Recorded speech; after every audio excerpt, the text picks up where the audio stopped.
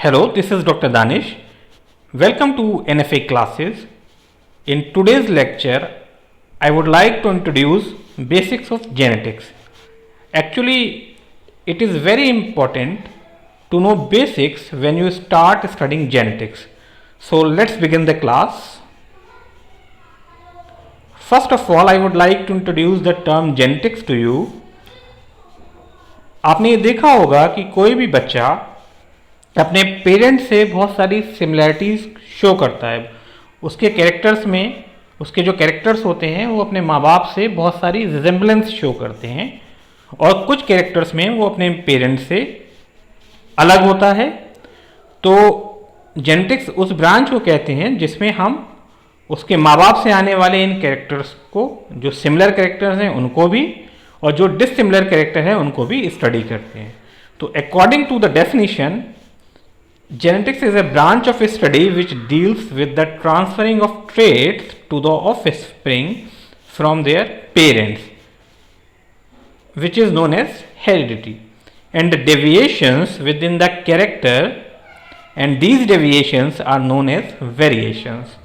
So in short, we can say that the genetics is study of heredity and variations. यानी कि genetics में हम study करते हैं माँ बाप से आने वाले कैरेक्टर्स जो कि सिमिलर होते हैं और कुछ उन वेरिएशंस के भी जो हमें हमारे पेरेंट्स से मुख्तलिफ बनाते हैं।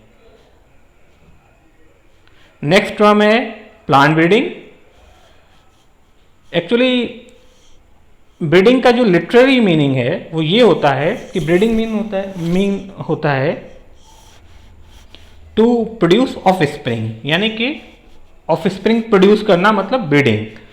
आपने ये देखा होगा कि नेचुरल कोर्स में सारे लिविंग ऑर्गेनिज्म और स्पेशली जो प्लांट्स होते हैं वो रिप्रोड्यूस करते हैं। जो प्लांट्स होते हैं वो सीड के थ्रू या किसी वेजिटेटिव प्रोपग्यूल के थ्रू अपनी नेक्स्ट जनरेशन को पैदा करती है और अपने कैरेक्टर्स को नेक्स्ट जनरेशन को इम्पार्ट करती है। तो पर वो जो प्रोसेस होता है वो रिप्रोडक्शन कहलाता है। जो हम यहाँ पे ब्रीडिंग शब्द का इस्तेमाल जो कर रहे हैं, तो ब्रीडिंग हम उस कॉन्शियस एफर्ट को कहेंगे जो डेलिब्रेटली किया जाए और जिस प्रोसेस में हम ऐसी प्लांट वैरायटीज़ को बनाएं जो पहले की प्लांट वैरायटीज़ से बेहतर हों या फिर वो नई हों, और ये प्लांट वैरायटीज इंश्योर करें हमारी फूड सिक्योरिटी को। तो according to the plant breeding definition, it is a conscious human effort to produce plants of improved traits and developing new crop varieties in order to secure food security. जो मैंने आपको अभी हिंदी में समझाया वही यहाँ इंग्लिश में लिखा हुआ है कि ऐसा कॉन्शियस ह्यूमन एफर्ट जिसके द्वारा हम कुछ ऐसे प्लांट बनाएं जिसके ट्रेड्स जो हैं वो पहले से बेहतर हों और कुछ ऐसी नई वैरायटीज़ को डेवलप करें जो इम्प्रूव्ड हों, जो बेहतर हों और जो हमारी फूड सिक्योरिटी को इंश्योर करती हों। तो ये प्लांट ब्रीडिंग का मतलब होता है। अगले टर्म को देखते हैं कि हाँ, अगला एक क्वेश्चन हमारे जब हम जेनेटिक्स की बात करते हैं, प्लांट ब्रीडिंग की बात करते हैं, प्लांट ब्रीडिंग में भी यही होता है कि हम ऐसी बेटर वैरायटीज़ को बनाते हैं जो अपनी नेक्स्ट जनरेशन में उन बेहतर कैरेक्टर को ट्रांसफ़र करती हैं, इम्पार्ट करती हैं। तो सबसे पहले हमारी माइंड में एक चीज़ आती है कि which material is responsible for heredity, क्योंकि transferring of traits to the offspring from their parents जो है कहलाता है हेरिडिटी। तो ऐसा कौन सा मटेरियल हमारी बॉडी में है जो इस हेरिडिटी के लिए रिस्पॉन्सिबल है? तो डीएनए या आरएनए वो मटेरियल है जो हमारी बॉडी में प्राइमरीली रिस्पॉन्सिबल होता है इस हेरिडिटी के लिए। So DNA or RNA is considered as the material that is primarily responsible for the heredity in any life form। यानी कि DNA और RNA ही वो मटेरियल है जिसे हम जेनेटिक मटेरियल भी कहते हैं, जो एक जनरेशन से दूसरी जनरेशन को जो कैरेक्टर्स होते हैं उनको इम्पार्ट करने के लिए रिस्पॉन्सिबल होता है।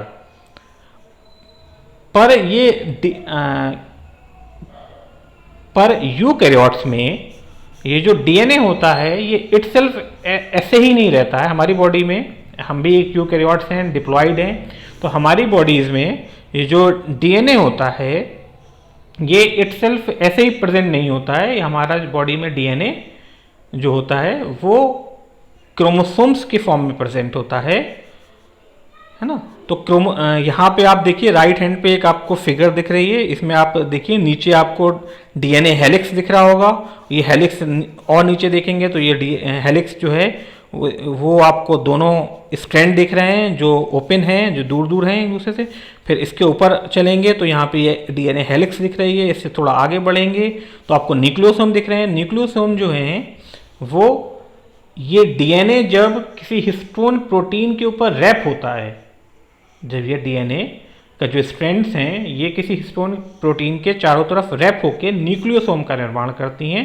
और ये न्यूक्लियोसोम जो होते हैं वो किसी भी क्रोमेटिन मटेरियल या क्रोमोसोम्स की स्ट्रक्चरल यूनिट्स कहलाती हैं। ठीक है, तो हमारा जो क्रोमोसोम्स या क्रोमेटिन मटेरियल है वो डीएनए प्लस हिस्टोन प्रोटीन का बना हुआ है। तो क्रोमोसोम्स क्या होते हैं? Chromosomes are the carrier of genetic material. Which genetic material? DNA or RNA or genetic information from one generation to another।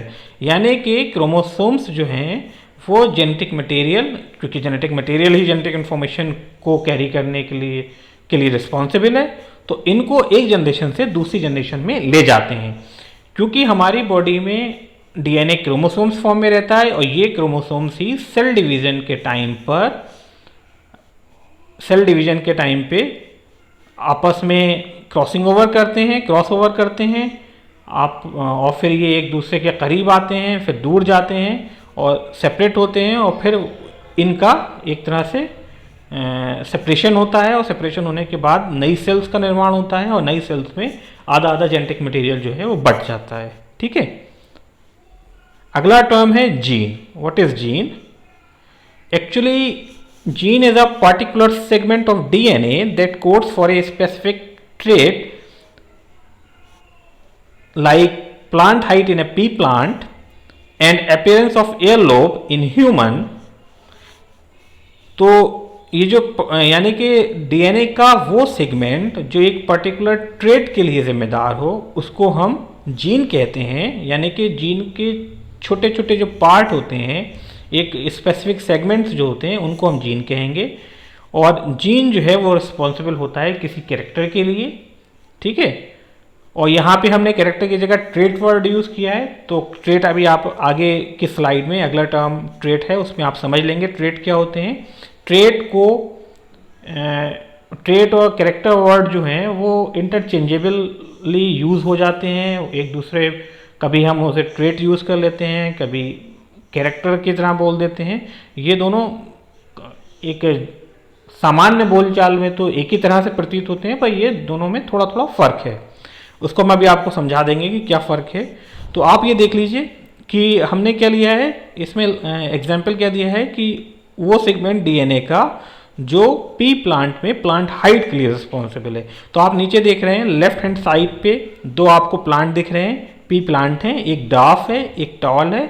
तो यानी कि एक पर्टिकुलर जीन जो होगी वो इसके डार्कनेस के लिए रिस्पॉन्सिबल होगी और एक पर्टिकुलर जीन इसके टॉलनेस के लिए रिस्पॉन्सिबल होगी। ठीक है, अब राइट हैंड साइड में आप देख रहे हैं अपीयरेंस ऑफ एयर लोब।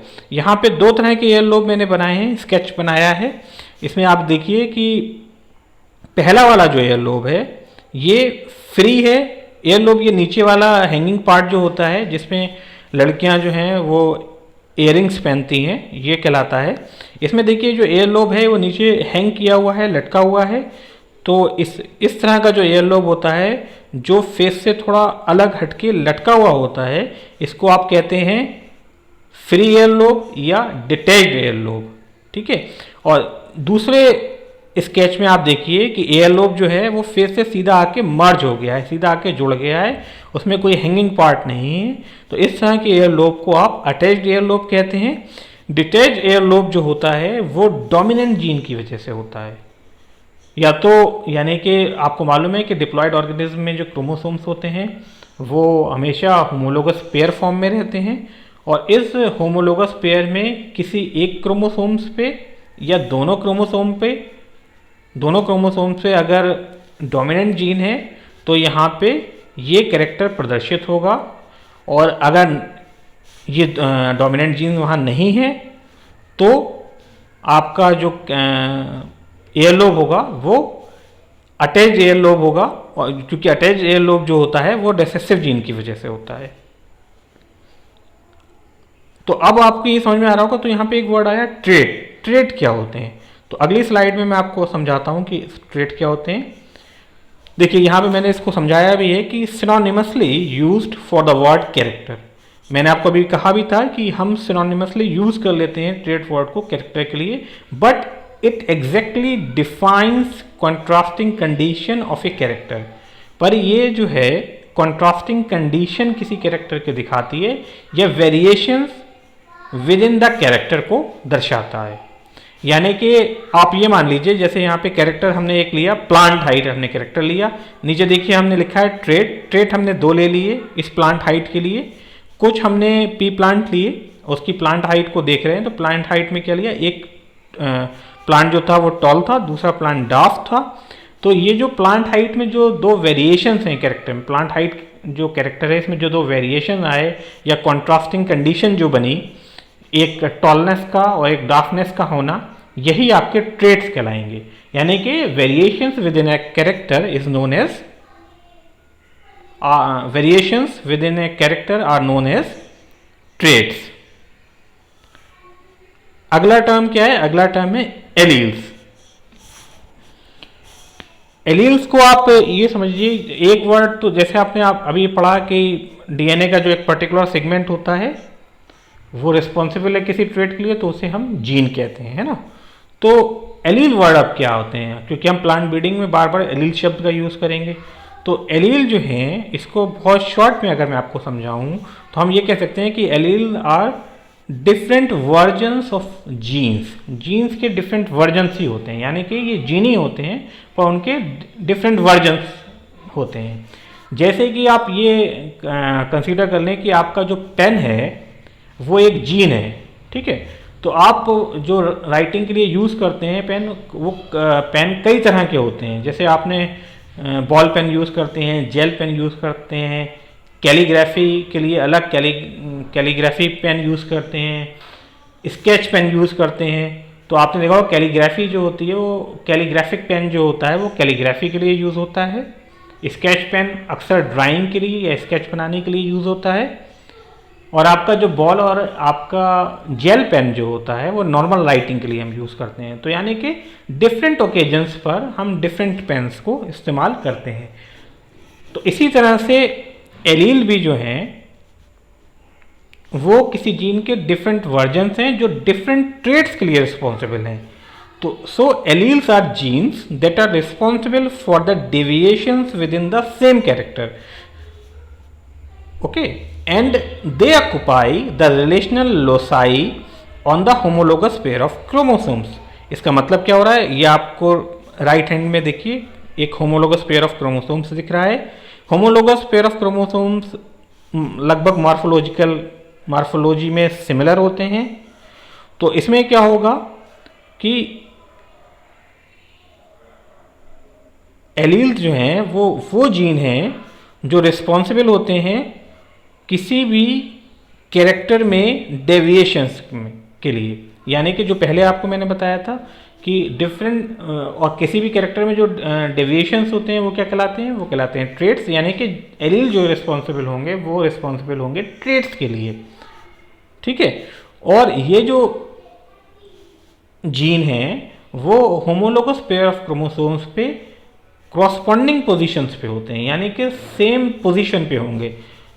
अगर सेंट्रोमियर के ऊपर अगर कोई जीन प्रेजेंट है किसी कैरेक्टर के लिए तो उसके जस्ट सामने दूसरे क्रोमोसोम्स पे दूसरा एलील प्रेजेंट होगा।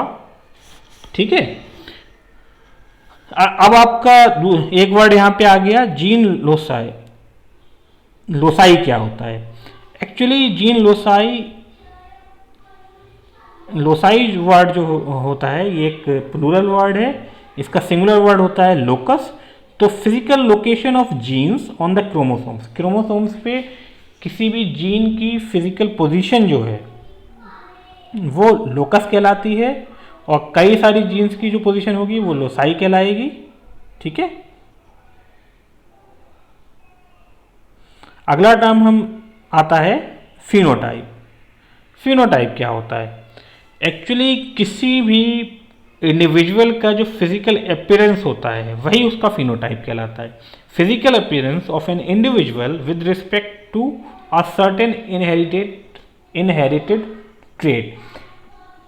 इसका मतलब ये हुआ कि किसी एक कैरेक्टर के लिए, ये किसी एक पर्टिकुलर या किसी एक सर्टेन कैरेक्टर के लिए फिनोटाइप बोला जाता है। जैसे मैं आपको किसी प्लांट, जैसे कोई प्लांट में पीक के दो प्लांट देख रहा हूँ, एक टॉल है एक शॉर्ट है या डार्क है, तो हम कह देंगे कि इसका फिनोटाइप जो है एक प्लांट का उस सर्टेन कैरेक्टर के लिए उसकी प्लांट हाइट के लिए क्या है? टॉलनेस, और दूसरे प्लांट का फिनोटाइप क्या है? ड्राफ्टनेस। ठीक है, जीनोटाइप क्या होता है? जीनोटाइप जो होता है वो जेनेटिक मेकअप होता है किसी भी प्लांट का। ये जीनोटाइप हम नॉर्मली किसी प्लांट को बाहर से देख के पता नहीं लगा सकते, उसका सिर्फ मार्फोलॉजी देख के हम नहीं समझ सकते कि इसका जीनोटाइप क्या है, क्योंकि उसका जेनेटिक मेकअप जो होता है, जब हमको वो पता चलेगा तभी हम कह पाएंगे कि प्लांट प्योर टॉल है या फिर हाइब्रिड टॉल है। जैसे आप यहाँ पे क्या होता है, जीनोटाइप को उन्होंने कैसे समझाया है? Genetic makeup of an individual for a certain inherited trait like pure tall plant and hybrid tall plant. जो प्योर टॉल प्लांट होगा उसके जो एलील होंगे, जो, क्योंकि सीधी सी बात है कि ये एक डिप्लॉयड, कोई भी डिप्लॉयड ऑर्गेनिज्म जो होगा उसमें कोई भी कैरेक्टर जो होगा उसके लिए जो जीन प्रेजेंट होगा वो क्रोमोसोम्स पे होगा, और ये क्रोमोसोम्स किसी भी डिप्लॉयड ऑर्गेनिज्म में पेयर फॉर्म में रहते हैं। ठीक है, तो यानी कि दो जीन होंगे, दो एलील होंगे किसी भी कैरेक्टर के लिए। अब ये दोनों एलील अगर कैपिटल टी डोमिनेंट हैं तो हम उसे प्योर टॉल कहेंगे, क्योंकि बाहरी इसकी मार्फोलॉजी जो है प्लांट, दोनों ही प्लांट की, चाहे वो हाइब्रिड टॉल प्लांट हो चाहे वो टॉल प्लांट हो, मार्फोलॉजी देख के आपको दोनों ही टॉल ही लगेंगे। उसका जीनोटाइप आप उसका प्रेडिक्ट नहीं कर सकते कि क्या होगा, वो सिर्फ हम उसके जेनेटिक मेकअप को जानने के बाद ही कर सकते हैं। तो उसमें अगर कैपिटल टी है तो वो प्योर टॉल प्लांट होगा, और कैपिटल टी स्मॉल टी है यानी कि एलील डिसिमिलर है तो वो हाइब्रिड टॉल प्लांट होगा। अगले टर्म जो है वो है होमोजाइगस वर्सेस हेट्रोजाइगस। अच्छा, ये यहाँ पे आप याद रखिएगा कि होमो का मतलब होता है सिमिलर, हेट्रो का मतलब डिसिमिलर। जाइगस जो यहाँ पे सफिक्स लगा है इसका मतलब जाइगोट से होता है, क्योंकि डिप्लॉयड ऑर्गेनिज्म में सबसे पहली जो डेवलपमेंटल स्टेज होती है, जब उसे हम डिप्लॉयड ऑर्गेनिज्म बोलते हैं तो वो जाइगोट कहलाती है। तो जाइगस का मतलब होता है डिप्लॉयड ऑर्गेनिज्म से। तो हम जब जाइगस वर्ड यूज करते हैं तो ये किसी ऑर्गेनिज्म के लिए इस्तेमाल होता है। ठीक है, और जाइगस यहाँ वर्ड है, मतलब ये ऑर्गेनिज्म के लिए हम कह रहे हैं, ये क्रोमोसोम्स के लिए नहीं है, ये पूरे ऑर्गेनिज्म के लिए बात कही जा रही है। और हेट्रोजाइगस ये भी दूसरी तरह के ऑर्गेनिज्म है। ठीक है, तो होमोजाइगस ऑर्गेनिज्म किन्हें कहते हैं कि an organism with identical alleles for a certain trait या फॉर ए स्पेसिफिक ट्रेट, यानी कि कोई ऐसा ऑर्गेनिज्म जिसमें किसी एक ट्रेट के लिए, जैसे आप टॉल प्लांट है तो मैंने आपको जैसे अभी पिछली स्लाइड में समझाया था कि एक प्योर टॉल होंगे एक हाइब्रिड टॉल होंगे। तो होमोजाइगस उस प्लांट को कहेंगे जिसमें होमोलोगस पेयर ऑफ क्रोमोसोम्स पे एक पर्टिकुलर पोजीशन पे जो जीन उपस्थित है प्लांट हाइट के लिए वो दोनों ही डोमिनेंट हों। यानी कि एक क्रोमोसोम्स पे भी कैपिटल टी होगी और दूसरी क्रोमोसोम्स पे भी कैपिटल टी ही होना चाहिए। या फिर दूसरी कंडीशन क्या बनेगी, एक क्रोमोसोम्स पे स्मॉल टी हो तो दूसरे क्रोमोसोम्स उसके जो पेयर उसका है क्रोमोसोम्स का उस पर भी सेम उसकी रिलेशनल पोजीशन पे स्मॉल टी ही होना चाहिए। तो यानी कि इस तरह के प्लांट्स को हम क्या कहेंगे, कैपिटल टी अगर होगा तो हम उसे उसे हम टॉल प्लांट कहेंगे, और स्मॉल टी होगा तो उसको हम डार्क प्लांट बोलेंगे। यही इसमें लिखा हुआ है, ठीक है। अब हेट्रोजाइगस ऑर्गेनिज्म क्या होते हैं, वो ऑर्गेनिज्म जिसमें होमोलोगस पेयर ऑफ क्रोमोसोम्स पे किसी एक पर्टिकुलर ट्रेट के लिए नॉन आइडेंटिकल एलील प्रेजेंट हो, उसको हम हेट्रोजाइगस ऑर्गेनिज्म कहते हैं। जैसे कि हाइब्रिड टॉल प्लांट, जो पिछली स्लाइड में मैंने आपको एग्जांपल दिया था, हाइब्रिड टॉल प्लांट जिसका जीनोटाइप क्या होगा, कैपिटल टी स्मॉल टी। तो यहाँ पे यानी कि एक क्रोमोसोम, एक पेयर के एक क्रोमोसोम पे कैपिटल टी एलील होगा और उसकी रिलेशनल या क्रॉसपॉन्डिंग पोजीशन पे ही स्मॉल टी होगा। तो यानी कि दोनों ही जो एलील हैं वो डिसिमिलर होंगे, और इस तरह से इस पर्टिकुलर ट्रेट के लिए इस ऑर्गेनिज्म को हेट्रोजाइगस कहा जाएगा, ठीक है। अब नेक्स्ट टर्म हम देखते हैं क्या है। नेक्स्ट टर्म है होमोलोगस वर्सेस हेट्रोलोगस क्रोमोसोम्स। अच्छा, होमोलोगस वर्ड जो आता है वो क्रोमोसोम्स के लिए आता है। होमोलोगस में भी आपको होमो का मतलब मालूम है, सिमिलर, हेट्रो का मतलब डिसिमिलर, और लोगस जो ये सफिक्स लगा है, ये ग्रीक और लैटिन में दोनों में लोगस ही इसको बोलते हैं, और इसका मतलब होता है हैविंग क्रॉसपॉन्डिंग या रिलेशनल पोजीशन, हैविंग क्रॉसपॉन्डिंग और रिलेशनल पोजीशंस। यानी कि जब ऐसा पेयर क्रोमोसोम्स जिसमें क्रॉसपॉन्डिंग पोजीशन पे क्रॉसपॉन्डिंग पोजीशंस जो होती हैं उसमें किसी एक ही कैरेक्टर के लिए जीन प्रेजेंट हो, तो उसे हम कहते हैं होमोलोगस पेयर ऑफ क्रोमोसोम्स। और हेट्रोलोगस पेयर ऑफ क्रोमोसोम्स क्या होंगे, heterologous pair of chromosomes normally जो डिप्लॉयड ऑर्गेनिज्म होते हैं उनमें जो क्रोमोसोम्स होते हैं वो हमेशा होमोलोगस पेयर ऑफ क्रोमोसोम्स ही पाए जाते हैं। मनुष्यों में क्योंकि हमारे में 40 जोड़े क्रोमोसोम्स होते हैं, जिसमें से 22 जोड़े जो होते हैं वो होमोलोगस पेयर ऑफ क्रोमोसोम्स होते हैं, और 23वां जोड़ा जो होता है वो पार्टली होमोलोगस और पार्टली हेट्रोलोगस होता है। उसका कुछ पोर्शन होमोलोगस होता है, कुछ पोर्शन हेट्रोलोगस होता है। क्योंकि एक्स और वाई क्रोमोसोम्स होते हैं जो मॉर्फोलॉजी जिनकी सेम नहीं होती है, एक लंबा क्रोमोसोम्स होता है, एक छोटा होता है, और ये एक तरह का होमोलोगस पेयर ऑफ क्रोमोसोम्स नहीं है। तो होमोलोगस पेयर ऑफ क्रोमोसोम्स क्या होते हैं, those chromosomes which are equal in length, यानी कि वो क्रोमोसोम्स का पेयर जो लेंथ में इक्वल हो, सेंट्रोमेरिक पोजीशन में इक्वल हो, और स्ट्रेनिंग पैटर्न जिनका सेम हो। अगर जब हम उनको स्ट्रेन कराएं, नॉर्मली जब इन क्रोमोसोम्स के पेयर को स्ट्रेन कराया जाएगा तो दोनों में जो बेंडिंग पैटर्न होगा, स्ट्रेनिंग पैटर्न जो होगा वो सिमिलर होगा, with allele for the same characteristic on relational loci. मैंने आपको पहले भी बताया था। और इन दोनों पेयर ऑफ क्रोमोसोम्स पे जो एक पर्टिकुलर पोजीशन पे जो एलील होगा वो अगर किसी एक पर्टिकुलर कैरेक्टर के लिए है तो उसके सामने वाले क्रोमोसोम्स की उसी रिलेशनल या क्रॉसपॉन्डिंग पोजीशन पे उसी कैरेक्टर के लिए, चाहे वो आपका डोमिनेंट भी हो सकता है एलील, चाहे वो रेसेसिव हो, पर हो उसी कैरेक्टर के लिए, इस तरह के जीन प्रेजेंट होंगे तो हम उसको कहेंगे होमोलोगस पेयर ऑफ क्रोमोसोम्स।